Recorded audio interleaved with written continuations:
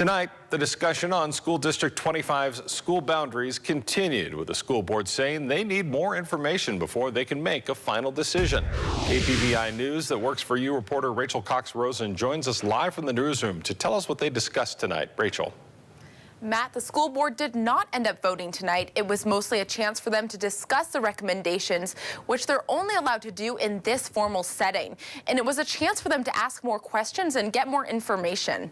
School District 25 has been struggling for months now to come up with a solution to what they say is an extreme population imbalance in high schools and middle schools. A boundary committee recommended changing boundary lines to make populations more even and to doing away with school of choice. That recommendation has proved unpopular with many parents.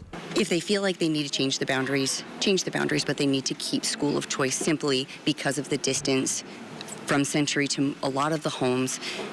People need to have that option available to them. The boundary committee recommended letting 9th, 10th, and 11th graders stay in their current high school, which would allow 8th graders to follow their sibling to high school regardless of the boundary lines. This is especially important to Brandy Jacobus, whose son has autism. She says it's vital he go to the same high school as his sister. To help him explain the rules, explain the layout, and help him through difficult moments.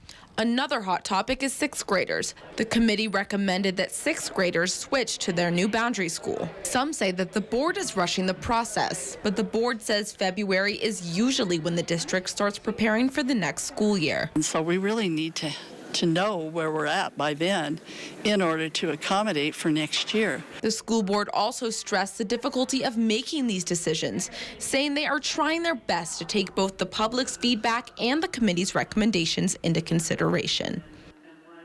The board is mostly in agreement to do away with school of choice, and they are comfortable with grandfathering in 9th, 10th, and 11th graders, as well as putting the sibling rule into effect. The board is also leaning towards taking the public's idea of also grandfathering in 6th graders. But before they make a final decision, the school board still wants some time to think and to play around with the boundary map further. Reporting live in the newsroom, I'm Rachel Cox-Rosen. Matt, back to you. Okay, thank you very much, Rachel.